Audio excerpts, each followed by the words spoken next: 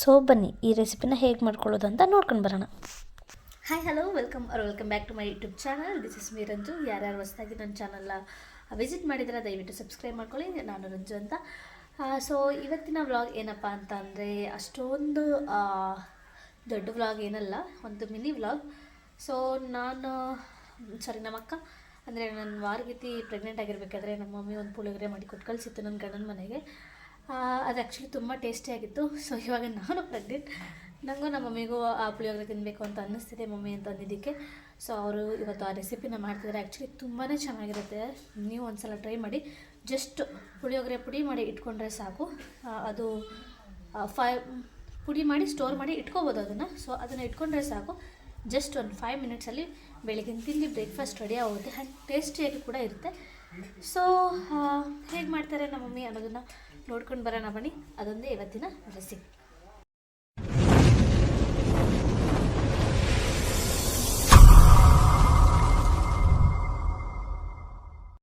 So ಮೊದಲು ಪುಳಿಯೋಗರೆ ಪುಡಿ ಮಾಡ್ಕೊಳ್ಳೋದಕ್ಕೆ ಏನೇನು ಬೇಕು ಅಂತ ನೋಡ್ಕೊಂಡು ಬಂದುಬಿಡೋಣ ಬನ್ನಿ. ಮೊದಲನೇದಾಗಿ ಜೀರಿಗೆ, ಅದು ಒಂದು ಅರ್ಧ ಟೇಬಲ್ ಸ್ಪೂನ್ ಇದ್ದರೆ ಸಾಕು. ಅದಾದಮೇಲೆ ಉದ್ದಿನಬೇಳೆ, ಅದು 1 ಟೇಬಲ್ ಸ್ಪೂನ್.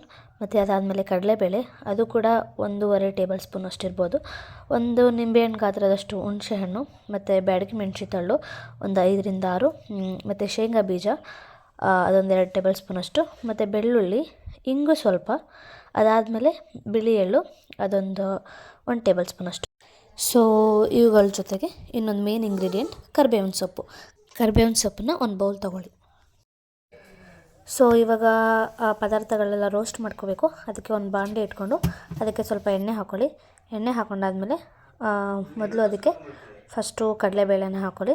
ಎಣ್ಣೆ ಸ್ವಲ್ಪ ಬಿಸಿ ಆಗಬೇಕು. ಎಣ್ಣೆ ಸ್ವಲ್ಪ ಬಿಸಿ ಆದಮೇಲೆ ಕಡಲೆಬೇಳೆ ಎಲ್ಲನೂ ಒಂದು ಕಡೆಯಿಂದ ಹಾಕ್ಕೊಳ್ಳಿ.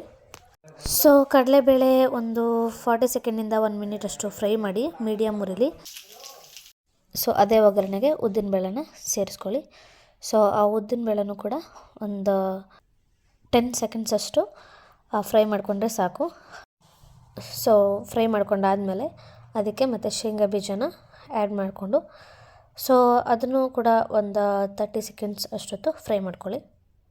ಸೊ ಈ ಒಂದು ರೆಸಿಪಿನಲ್ಲಿ ನೀವೆಷ್ಟು ಚೆನ್ನಾಗಿ ಫ್ರೈ ಮಾಡ್ಕೊತೀರಾ ಅಷ್ಟು ಚೆನ್ನಾಗಿ ನಿಮ್ಮ ಪುಳಿಯೋಗರೆ ಪೌಡ್ರ್ ಬರುತ್ತೆ. ಸೊ ಅದನ್ನು ಕೂಡ ಒಂದು 30 ಸೆಕೆಂಡ್ಸ್ ಆದಮೇಲೆ ಅದಕ್ಕೆ ಬಿಳಿ ಎಳ್ಳು ಮತ್ತು ಜೀರಿಗೆ ಎರಡನ್ನೂ ಹಾಕಿ ಅದನ್ನು ಕೂಡ ಒಂದು ಸ್ವಲ್ಪ ಹೊತ್ತು ಫ್ರೈ ಮಾಡ್ಕೊಳ್ಳಿ.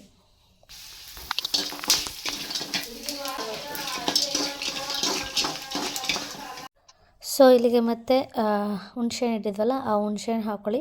ಅದಾದಮೇಲೆ ಬ್ಯಾಡಗಿ ಮೆಣಸಿನಕಾಳನ್ನ ಹಾಕ್ಕೊಂಡು ಸೊ ಅದನ್ನು ಮುರಿದು 2 ಭಾಗ ಮಾಡಿ ಹಾಕ್ಕೊಳ್ಳಿ. ಹಾಗೆ ಒಂದನ್ನೇ ಹಾಕ್ಕೋಬೇಡಿ, ಫ್ಲೇವರ್ ಬಿಡೋದಿಲ್ಲ.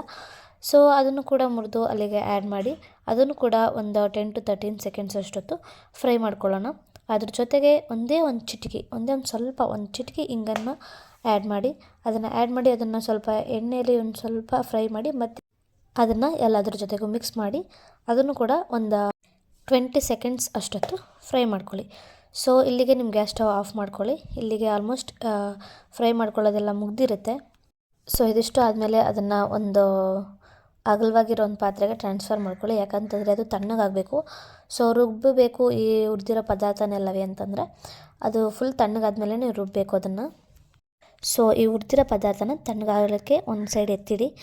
ಸೊ ಅದೇ ಬಾಣಲೆ ತೊಗೊಂಡು ಮತ್ತೆ ಸ್ಟವ್ ಹಚ್ಚಿ ಅದಕ್ಕೆ ಮತ್ತೆ ಸ್ವಲ್ಪ ಎಣ್ಣೆ ಹಾಕಿ ಸೊ ಅಲ್ಲಿಗೆ ನಾವು ಬಿಡಿಸಿಟ್ಕೊಂಡಿರುವಂತಹ ಬೆಳ್ಳುಳ್ಳಿ ಹೆಸರುಗಳನ್ನ ಹಾಕಿ ಅದನ್ನು ಒಂದು ಸ್ವಲ್ಪ ಹೊತ್ತು ಫ್ರೈ ಮಾಡ್ಕೊಳ್ಳೋಣ. ಬೆಳ್ಳುಳ್ಳಿ ಬ್ರೌನ್ ಕಲರ್ ಬರಬೇಕು, ಅಲ್ಲಿ ತನಕ ಫ್ರೈ ಮಾಡ್ಕೊಳ್ಳಿ.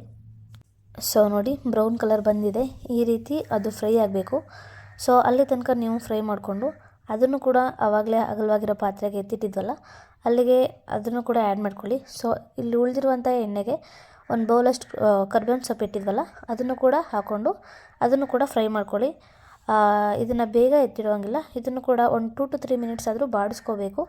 ಇದು ಚೆನ್ನಾಗಿ ಫ್ರೈ ಆಗಬೇಕು. ಅಲ್ಲಿ ತನಕ ಇದನ್ನು ಒಂದು ಸ್ವಲ್ಪ ಹೊತ್ತು ಒಗ್ಗರಣೆಯಲ್ಲಿ ಫ್ರೈ ಮಾಡ್ಕೊಳ್ಳೋಣ. ಸೊ ನೋಡಿ ಎಷ್ಟು ಫ್ರೈ ಆಗಿದೆ ಅಂತ. ಸೊ ಈ ರೇಂಜ್ಗೆ ನಿಮ್ಮ ಕರಿಬೇವಿನ ಸೊಪ್ಪು ಫ್ರೈ ಆಗಬೇಕು, ಅಲ್ಲಿ ತನಕ ಫ್ರೈ ಮಾಡ್ಕೊಳ್ಳಿ. ಸೊ ಇವಾಗ ಫ್ರೈ ಆಗಿರುವಂತಹ ಕರಿಬೇವಿನ ಸೊಪ್ಪು ಎಲ್ಲನೂ ಒಂದು ಮಿಕ್ಸಿ ಜಾರ್ಗೆ ಹಾಕ್ಕೊಂಡು ರುಬ್ಕೋಬೇಕು.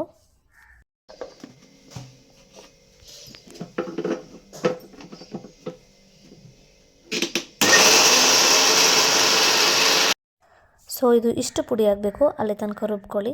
ಅದಾದಮೇಲೆ ನಾವು ಆವಾಗಲೇ ತಣ್ಣಗಾಗೋದಕ್ಕೆ ಇಟ್ಟಿದ್ದಂತಹ ಮಸಾಲೆನ ತಗೊಂಡು ಅದನ್ನು ಕೂಡ ಈ ಮಿಕ್ಸಿ ಜಾರ್ಗೆ ಆ್ಯಡ್ ಮಾಡ್ಕೊಳ್ಳಿ.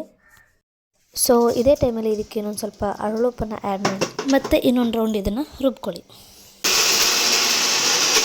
ಸೊ ಇದು ಒಂದೇ ಸರಿಗೆ ಪುಡಿ ಆಗೋದಿಲ್ಲ. ಇದನ್ನು ಮಧ್ಯೆ ಮಧ್ಯೆ ಓಪನ್ ಮಾಡ್ಕೊತ ಮತ್ತೆ ಲಿಡ್ನ ಕ್ಲೋಸ್ ಮಾಡಿ ರುಬ್ಕೋಬೇಕಾಗತ್ತೆ.